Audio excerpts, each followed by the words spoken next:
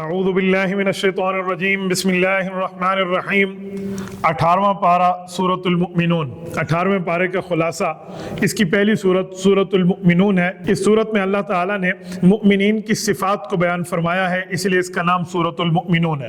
قرآن کریم نے شروع میں مؤمنین کی صفات کو ذکر فرمایا ہے، مثلا الذین هم فی صلاتہم خاشعون، یہاں سے اللہ تعالیٰ نے مؤمنین کی صفات کو شروع فرمایا کہ مؤمن وہ ہے جو عاجزی کے ساتھ نماز پڑھتے ہیں، فضول کاموں میں اور فضول باتوں سے بچتے ہیں، مؤمنین زکوٰۃ کی پابندی کرتے ہیں، اپنی شرمگاہوں کی حفاظت کرتے ہیں، اللہ کی طرف سے دی ہوئی امانت کا خیال کرتے ہیں، معاہدوں کو پورا کرتے ہیں اور نماز کی پابندی کرتے ہیں۔ مؤمنین کی صفات کے بعد اللہ تعالیٰ نے وَلَقَدْ أَرْسَلْنَا نُوحًا إِلَىٰ قَوْمِهِ کی آیت میں رب کریم نے حضرت نوح علیہ السلام کے واقعہ کو بیان فرمایا کہ نوح علیہ السلام نے اپنی قوم کے پاس آ کر یہ بات سمجھائی تھی کہ اے قوم کے لوگوں، اللہ تعالیٰ نے تمہارے پاس مجھے نبی بنا کر بھیجا ہے، لہذا اللہ کے علاوہ کسی کو تم نے خدا نہیں ماننا۔ نبوت کی بات فرمائی، جنہوں نے مانا وہ کشتی میں سوار ہو کے کامیاب ہوئے اور جن نے نہیں مانا وہ طوفان میں غرق ہو گئے۔ اس کے بعد وجعلنا کی آیت میں اللہ تعالیٰ نے حضرت مریم اور ان کے بیٹے حضرت عیسیٰ علیہ السلام کے لیے ربوہ کے لفظ کا ذکر فرمایا۔ اس کا واقعہ کچھ یوں ہے، اللہ جل شانہ فرماتے ہیں حضرت عیسیٰ علیہ السلام اور ان کی والدہ حضرت مریم کو میں نے اپنی قدرت کے ساتھ نشانی بنا کر بغیر والد کے حضرت عیسیٰ علیہ السلام کو پیدا فرمایا۔ جب رب کریم نے ان کو بغیر والد کے پیدا فرمایا، وہاں ایک بادشاہ تھا جس بادشاہ کو ان سے دشمنی تھی حضرت عیسیٰ علیہ السلام اور ان کی والدہ کے ساتھ۔ رب کریم نے حضرت عیسیٰ اور ان کی والدہ کو ایک اچھی اور خوبصورت جگہ میں ٹھکانہ عطا فرمایا۔ اسے اونچی اور بلند جگہ کو عربی میں ربوہ کہتے ہیں، اس لیے قرآن میں لفظ ربوہ، ان کو اونچی جگہ ٹھکانہ دینے کی باری آئی تو اللہ نے جملہ فرمایا۔ اب یہ بات ذہن میں رہے کہ پاکستان میں قادیانیوں کا علاقہ جو ربوہ ہے یہ اس سے مراد نہیں ہے۔ قادیانیوں نے اپنے علاقے کا نام ربوہ رکھ دیا تھا۔ حضرت مولانا منظور احمد چنیوٹی رحمہ اللہ اور اس جیسے ہمارے جملہ قائدین ختم نبوت پر رب رحمت نازل فرمائے، ان کی محنتوں سے ربوہ کا نام بدل کے چناب نگر رکھ دیا گیا ہے، وہ ضلع چنیوٹ میں ہے، وہ اس سے علاوہ ہے۔ اس کی اگلی آیت میں قد کانت کی آیت میں اللہ نے مشرکین کی محرومی کو ذکر فرمایا کہ مشرک وہ لوگ ہیں اللہ کے کلام کو سنتے بھی نہیں ہیں، جب رب کا کلام پڑھا جائے دوڑ جاتے ہیں، اللہ کی آیات کا انکار کرتے ہیں، غرور کرتے ہیں، تکبر کرتے ہیں، رات کو محفلیں سجا کر قرآن کو بےہودہ باتوں کی بات کرتے ہیں۔ اللہ تعالیٰ نے ان کی گندی عادات کو ذکر فرما کر یوں بیان فرمایا کہ اللہ اور نبی کی باتوں میں ان لوگوں کو کوئی دلچسپی نہیں ہے۔ حضور پاک علیہ السلام کو فرمایا کہ اے پیغمبر علیہ السلام، یہ آپ کو برحق نہیں جانتے، جو کہتے ہیں کہنے دیں، آپ اپنے کام میں لگے رہیں۔ اس کے بعد وَهُوَ الَّذِي کی آیت میں اللہ تعالیٰ نے انعامات خداوندی کو ذکر فرمایا کہ اللہ کی ذات جو ہے وہ انعام دیا ہے اس نے بندوں کو کان دی ہے، آنکھ دی ہے، دل دیا ہے، دماغ دیا ہے۔ رب کریم نے سوچنے کے لیے دیا ہے، دل کے ذریعے ہم سوچیں گے، ایمان لائیں گے، آنکھ کے ذریعے دیکھیں گے، کان کے ذریعے ہم سنیں گے۔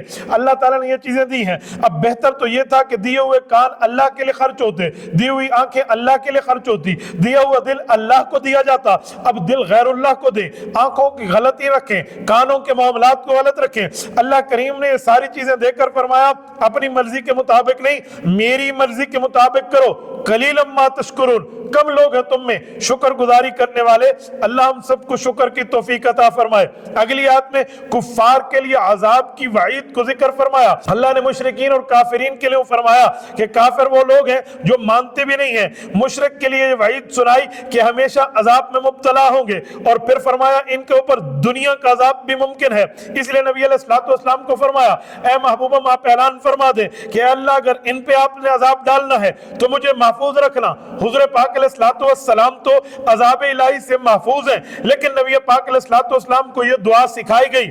اگلی آیات میں حتی اذا جاء کی آیت میں کافر کی تمنا کو رب نے ذکر فرمایا کہ کافر موت اور آخرت کی منازل سامنے آئے تو ڈرنے لگتے ہیں، اور پھر قیامت کی بات فرمائی کہ کافر موت کو دیکھ کر اللہ کے دربار میں یہ بات کرے گا رب ارجعون، اللہ مجھے دنیا میں لوٹا دے، واپس لوٹا دے، میں تیرے احکام مانوں گا، تیری باتیں مانوں گا، تیرے فرما برداروں میں سے شامل ہو جاؤں گا، اے اللہ مجھے وہاں لوٹا دے۔ رب کریم نے فرمایا یہ جو کہہ رہا ہے منہ سے کہہ رہا ہے، یہ بندہ ایسے جا کر نہیں کرے گا۔ اور پھر فرمایا وَمِن وَرَائِهِمْ بَرْزَخٌ إِلَى يَوْمِ يُبْعَثُونَ، مرنے والے اور زندہ لوگوں کے درمیان اللہ قیامت تک کے اٹھنے کے لیے ایک برزخ بنا دیتے ہیں. برزخ کا معنی پردہ ہے, یہ آؤٹ بنا دیتے ہیں. وہ جو ہے وہ پردے میں چلے جاتے ہیں. اللہ جل شانہ نے ان کو پردے میں رکھ دیا. اسی طرح اگر ہم کسی میت پہ جائیں اور میت کو معاملات اس کے دیکھ لیں, یہ پردے کے خلاف ہے. اللہ چاہے تو ہو سکتا ہے, لیکن میت پردے میں ہے, وہ اگر دیکھے تو یہ برزخ کے خلاف نہیں ہے. بہرحال اس کی تفصیلات ہیں, علماء سے آپ اس کی تفصیلات سمجھ سکتے ہیں. اس کی اگلی آیت میں اللہ نے جہنمیوں کی چیخ و پکار, جہنمیوں کی تکلیف, جہنمیوں کو رونا, اس کو ذکر فرمایا. رب کریم فرماتے ہیں قیامت کا وقت ہوگا, جہنمی جہنم میں ہوں گے, ان کے چہرے جلس رہے ہوں گے, اللہ کو پکاریں گے, اللہ ہمیں یہاں سے نکال دے, یہاں سے نکال دے.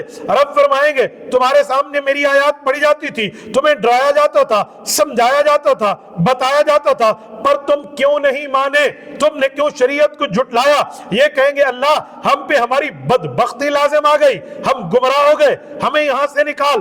اب دنیا میں جائیں گے, تیری فرما برداری کریں گے, اور تیرے پاس تیرے نافرمان نہیں فرما بردار بن کے لوٹ کے آئیں گے.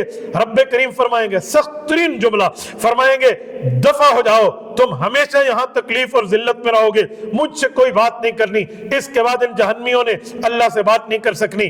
اس کی اگلی آیت میں افحسبتم انما خلقناکم عبثا میں اللہ تعالیٰ نے انسانیت کی پیدائش کو ذکر فرمایا کہ اے انسانوں تم کیا سمجھتے ہو ہم نے تمہیں فضول اور غلط طور پہ پیدا کر دیا.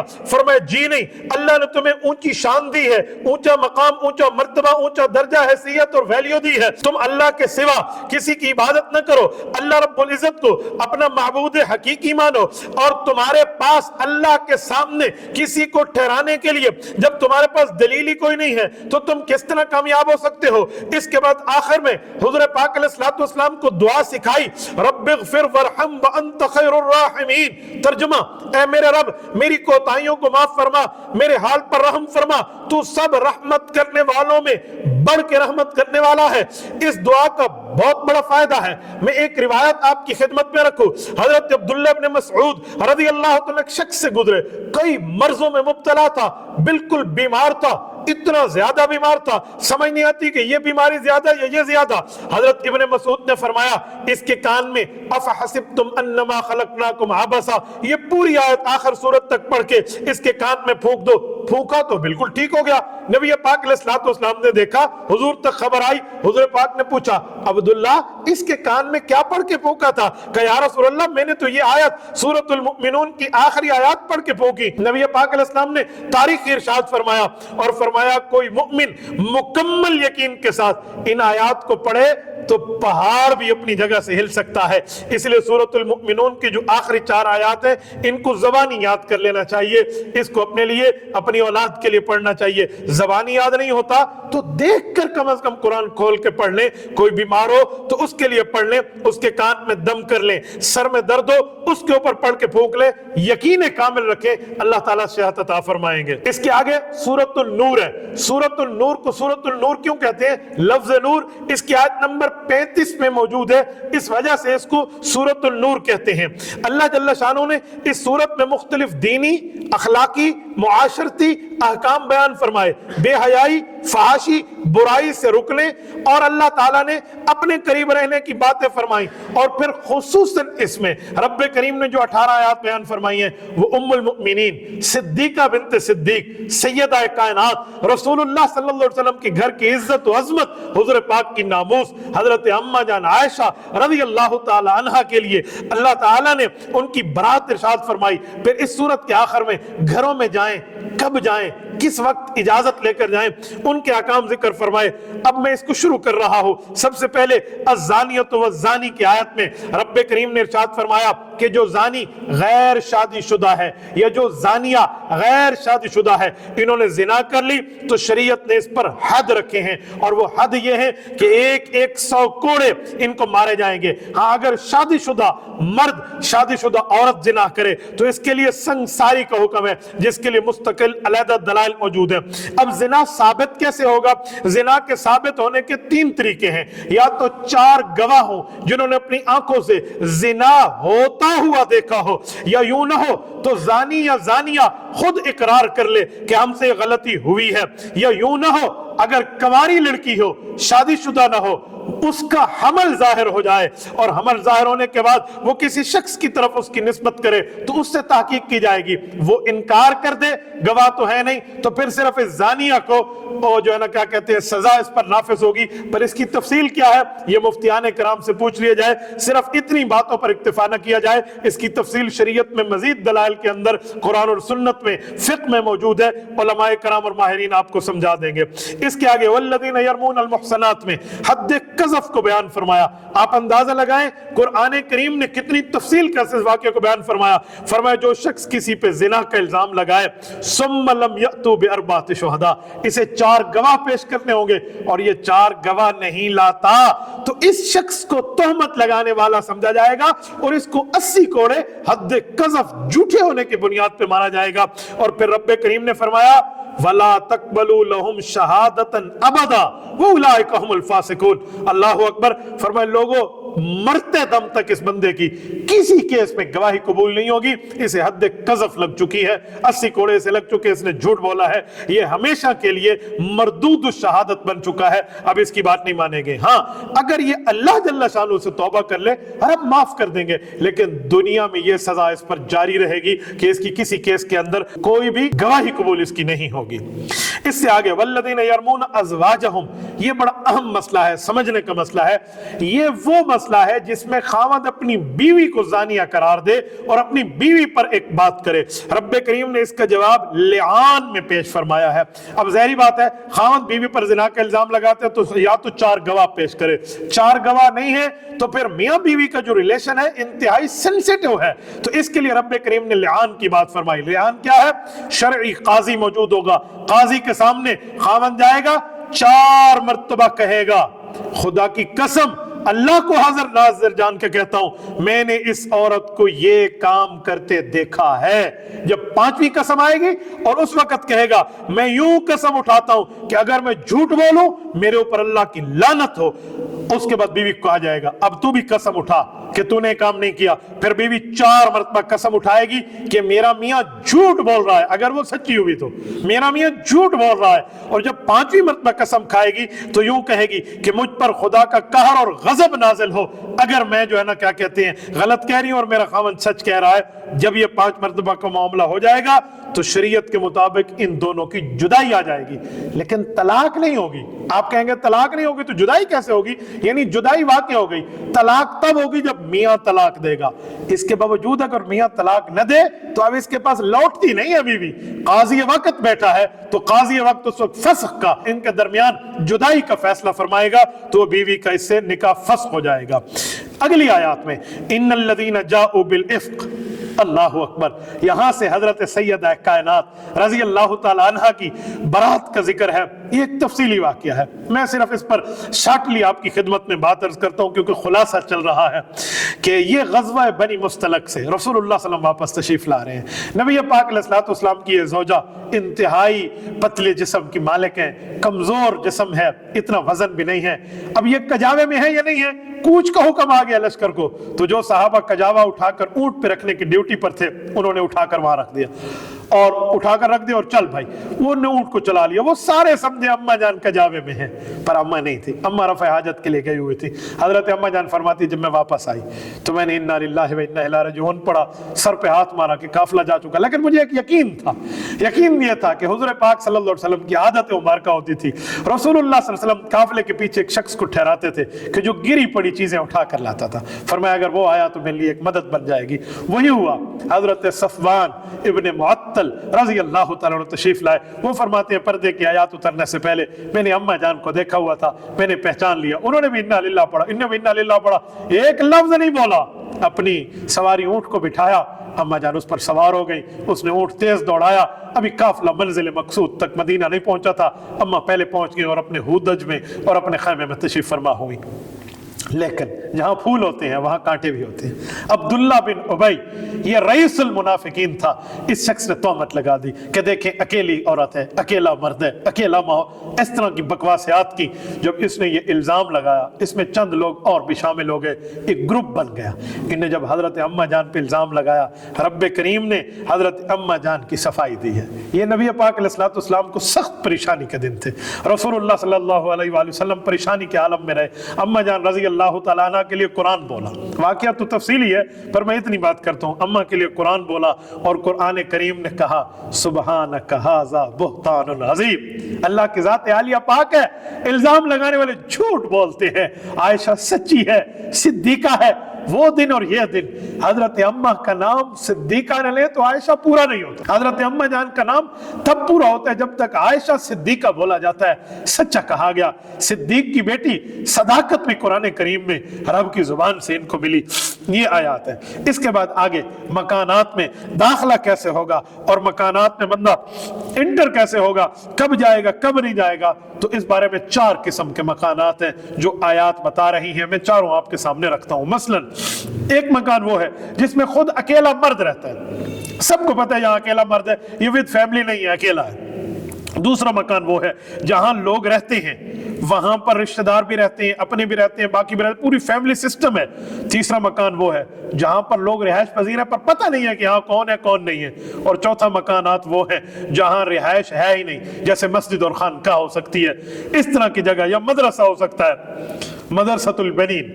تو اس جگہ جانے کے لیے اجازت لینے کی کیا ترتیب ہے؟ تو جو پہلا مکان ہے جس میں اکیلا مرد رہتا ہے، اس کے پاس کوئی دوست آئے تو ضروری نہیں ہے کہ اجازت لے، وہ آ سکتا ہے۔ اور اگر ایسی جگہ ہو جہاں سارے رہتے ہوں تو اجازت لیے بغیر وہاں انٹری نہیں کی جا سکتی۔ تیسرے نمبر پہ جس کے بارے میں معلومات ہی نہیں ہے تو اس جگہ بھی بغیر اجازت کے داخلہ خدا نے منع فرما دیا۔ اور چوتھا مکان جو مسجد ہے، مدرسہ ہے، مدرسۃ البنین ہے، خانقاہ ہے، یہاں پر تو اجازت لینے کی ضرورت نہیں ہے، یہ وقف جگہ ہے، یہاں پر مسلمان بغیر اجازت کے داخل ہو سکتا ہے۔ اس کے آگے کل المؤمنین یغضوا من ابصارہم، تاریخی حکم مؤمنین کی حیا کے لیے، وکل المؤمنات یغضضن من ابصارہن ویحفظن فروجہن، یہ اللہ پاک نے تاریخی حکم ارشاد فرمائے ہیں کہ مؤمن مسلمان کو یہ پابند بنایا جا رہا ہے کہ تو نے آنکھیں جھکانی ہیں اور شرمگاہ بچانی ہے، بس یہ آپ کی ذمہ داری ہے۔ آنکھیں جھکی ہوئی ہونی چاہیے، شرمگاہ گناہ سے بچی ہوئی ہونی چاہیے، یہ کام نہ کریں۔ فرمایا ایک مرد کا نامحرم عورت کو دیکھنا یا ایک عورت کا نامحرم مرد کو دیکھنا یہ حرام ہے، جائز نہیں ہے۔ عورت کے لیے نامحرم مرد کو دیکھنے کی اگر اجازت ہوتی تو اللہ قرآن کریم میں عورت کو نگاہ نیچی رکھنے کو حکم نہ فرماتے۔ اس سے پتہ چلا مرد کے ذمے ایک کام ہے، عورت کے ذمے رب نے 2 کام رکھے ہیں۔ مرد کے ذمے ایک کام ہے کہ عورت کو نہ دیکھے، اپنی آنکھ نیچے کرے، پر عورت کے ذمے 2 کام دیے ہیں قرآن نے، اپنی آنکھ بھی نیچے رکھے وَلَا يُبْدِينَ زِينَتَهُنَّ، اور اپنے چہرے کو بھی چھپائے، تو یہ اپنی زینت کو، اپنے چہرے کو چھپائے، تو لہٰذا اس طرح کا خاتون پردہ رکھے۔ اور پھر پردے کا حکم خاتون کو پورا جسم حتیٰ کہ چہرہ اور ہتھیلیاں بھی اس میں شامل ہیں، یہ حکم دیا ہے۔ البتہ ضرورت شدیدہ ہے، ڈاکٹرز کے پاس جانا ہے یا کوئی اور وجہ ہے، ریزن ہے باقاعدہ، اور وہ ریزن بھی ہونی چاہیے، سالڈ ریزن ہونی چاہیے، اس کے لیے عورت اپنی ہتھیلیاں یا اپنا چہرہ اس ضرورت کی بنیاد پر کھول سکتی ہے۔ اس حالت میں مردوں کے لیے حکم پھر بھی ہے کہ وہ اپنی آنکھ کو نیچے کر دیں۔ اب وہ آیت آ گئی جس کے لیے میں نے شروع میں کہا تھا کہ سورۃ النور کیوں نام رکھا گیا۔ یہ آیت اللہ نور السماوات والارض مثل نورہ کمشکات، اس میں اللہ جل شانہ نے اپنے لیے لفظ نور فرمایا، نور ہدایت کی مثال دی۔ جب ہم کہتے ہیں اللہ نور ہے تو یہ خوب سمجھ لیں عقیدے کا مسئلہ ہے، اس سے مراد ہوتا ہے منور، اللہ پاک روشن کرنے والے ہیں۔ نور کا حقیقی معنی یہ اللہ تعالیٰ پہ نہیں آ رہا، حقیقی معنی کا مطلب یہاں یہ معنی لیں گے کہ اللہ سب کو روشن کرنے والے ہیں۔ نور کا مجازی معنی ہے، نور سے مراد رب کریم نے زمین کو، آسمان کو، تمام مخلوقات کو اللہ نے روشنی عطا فرمائی ہے۔ اب اللہ رب العزت کیسے روشن ہے تو اس کی مثال قرآن نے دی ہے۔ فرمایا ایک تاکچہ ہو، اس تاکچے میں چراغ ہو، چراغ ایک قندیل میں ہو، اور چراغ کو جس تیل سے جلایا جا رہا ہو हो, वो तेल जैतून का हो, और जैतून ऐसा जिस पर पूरा दिन सूरज की रोशनी पड़ती रही हो, खा सूरज मशरक में हो खा मगरब में हो। इससे तेल का साफ और उम्दा होना समझ आता है। तो इससे मोमिन का दिल ऐसा है कि मोमिन के दिल में तभी तौर पर ईमान कबूल करने की सलाहियत होती है जब इसके सामने आयात की तिलावत की जाती है, उसके रोंगटे खड़े हो जाते हैं, वो अल्लाह की तरफ मुतवज्जे हो जाता है, उसका दिल अल्लाह जल्ला शानो के जज्बे में सामने आ जाता है। तो ये मिसाल दी। आगे वल्लदीन कफरू अमालहुम में काफरों के अमाल की मिसाल दी है कि जो आखिरत पर यकीन नहीं रखते, तौहीद और रिसालत को नहीं मानते। इन काफरों के अमाल के मामला ऐसा है कि जैसे एक आदमी रेगिस्तान में सफर कर रहा हो, दूर दूर तक रेत की चमक हो, ऐसे ही मालूम हो कि ये रेत नहीं है तो पानी है। फरमाया करीब जाएगा पानी गायब, फिर करीब जाएगा पानी गायब, फिर करीब जाएगा पानी गायब। तो वो शराब, इसने उसको धोखा दिया। तो काफिर का मामला भी ऐसे है। वो नेक अमाल जिसके बारे में सोच रहा है कि आखिरत में फायदा देंगे, नहीं बाबा, ईमान नहीं है तो अच्छा अमल तुझे क्या फायदा देगा। इसीलिए काफिर उससे धोखा खाए हुए हैं।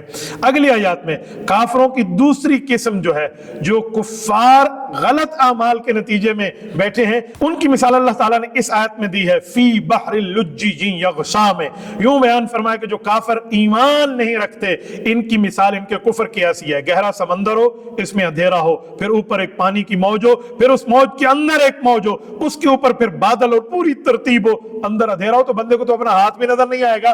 तो ये काफिरों का अंधेरा और काफिरों की आखिरत की नहुसत को जिक्र फरमाया। उसके आगे रब्बे करीम ने कामयाबी के 4 उसूल जिक्र फरमाए। वमन युतिइल्लाह व रसूलह में बयान फरमाया कि अगर कोई शख्स 4 बातों का एहतमाम करे, कामयाब हो जाएगा। नंबर 1, अल्लाह ताला की इताअत करे, रसूलुल्लाह सल्लल्लाहु अलैहि वसल्लम की इताअत करे, और अल्लाह का डर अपने दिल में रखे और अल्लाह की नाफरमानी से बच जाए। फरमाया ऐसा आदमी कामयाब है। इसके आगे बेहतरीन जबरदस्त एक मसला रब्बे करीम ने बयान फरमाया। इसको आयत इस्तिखलाफ भी कहते हैं, आयत खिलाफत राशिदा भी कहते हैं, और ये अहम तरीन कुरान करीम की आयत है। वअदल्लाहु अल्लज़ीना आमनू मिनकुम व अमिलुस्सालिहात लयस्तखलिफन्नहुम फिल अर्दि कमा इस्तखलफल्लज़ीना मिन क़ब्लिहिम। इस आयत में रब्बे करीम ने जो बात फरमाई है, इसे आयत इस्तिखलाफ में क्या बयान फरमाया? फरमाया जो सहाबा कराम से अल्लाह ने खिलाफत का वादा किया है वो मिनकुम है। ये जब आयत उतरी तो मिनकुम मुहाजिरीन मुराद थे। तो आयत इस्तिखलाफ मुहाजिरीन सहाबा कराम को खिलाफत की एक खुशखबरी दे रही है। वो हजरत अबू बकर है, हजरत उमर है, हजरत उस्मान है, हजरत अली है रज़ी अल्लाह अन्हु। 6 महीने हजरत इमाम हसन के भी इन्हीं में दाखिल हैं, क्योंकि 30 साल खिलाफत राशिदा का दौर पूरा होता है, जिसको खिलाफत राशिदा हक 4 यार कहते हैं। यही आयत है जो इनकी खुशखबरी दे रही है। और अब फरमाते हैं वला युमक्किनन्न लहुम दीनहुम अल्लज़ी इर्तज़ा लहुम वला युबद्दिलन्नहुम मिन बादि खौफिहिम अमना। इनके अल्लाह ताला ने उसलूब को बयान, औसाफ को बयान फरमाया। और इसके बाद का मामला जो है वो खिलाफत राशिदा नहीं है, वो खिलाफत आदिला है। जैसे हजरत अमीर मुआविया रज़ी अल्लाह ताला अन्हु का दौर है, ये दौर खिलाफत आदिला का है, खिलाफत राशिदा का नहीं है। यहाँ लोग समझते हैं भाई आप इनको खलीफा राशिद नहीं समझते तो हजरत मुआविया की तौहीन हो गई। भाई ऐसी बात नहीं है। खलीफा राशिद एक इस्तिलाह है, इसका माना है मुहाजिर, जिसने हिजरत की नबी पाक सल्लल्लाहु अलैहि वसल्लम के साथ, वो खलीफा। तो वो तो खिलाफत हजरत मुआविया को हासिल नहीं है, क्योंकि हजरत मुआविया हिजरत के हुक्म उठ जाने के बाद ईमान लाए हैं, सच्चे हैं, रसूलुल्लाह सल्लल्लाहु अलैहि वसल्लम के हमजुल्फ हैं, रसूलुल्लाह सल्लल्लाहु अलैहि वसल्लम के बिरादर निस्बती हैं, कातिबुल वही हैं, और मुस्लिम और कुफर के दरमियान एक कुफर के सीने पे गढ़ा हुआ खंजर है, सब कुछ है।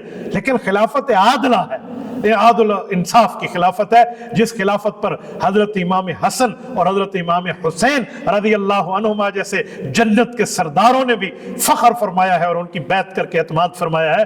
तो खिलाफत राशिदा की इस्तिलाह और है, खिलाफत आदला की इस्तिलाह और है। इसमें कोई हजरत मुआविया रज़ी अल्लाह अन्हु के हक में किसी किस्म की कोई हक तलफी का मामला नहीं है।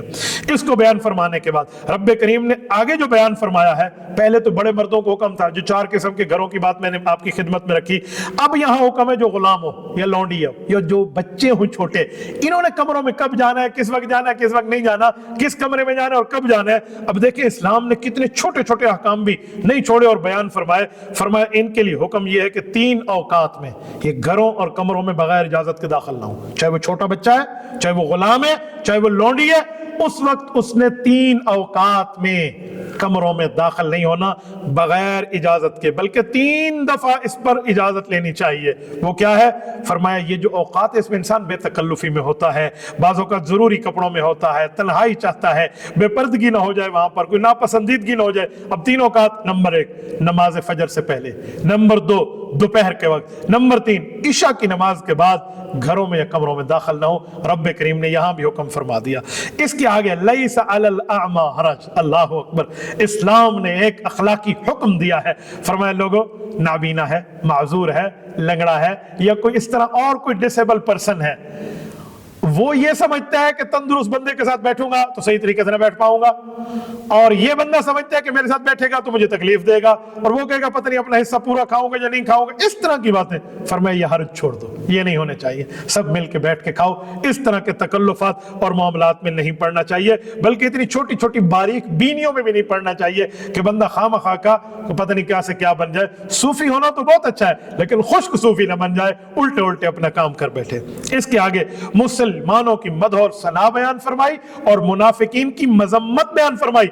इन्नमल मुमिनून अल्लज़ीना की आयत में रब करीम ने बयान फरमाया कि ग़ज़वा अहज़ाब के मौके पे, ग़ज़वा खंदक के मौके पे जब खंदक खोदी जा रही थी तो मुखलिस मुसलमान भी थे, वहां पर मुनाफिकीन भी थे। तो मुखलिस मुसलमान तो मुत्तहिद होकर हुज़ूर पाक की दिफाई पोजीशन में खंदक खोद रहे हैं, सिद्क़ के दिल से काम ले रहे हैं, और जब जाना चाहते हैं तो हुज़ूर पाक अलैहिस्सलाम से पूछ कर जाते हैं। लेकिन मुनाफिक पहले तो सुस्ती करते हैं और जब जाना चाहते हैं तो पतली गली पकड़ के ऐसे खुद निकल जाते हैं, कोई इजाजत नहीं लेते। आम मजलिसों में भी इनका यही हाल है।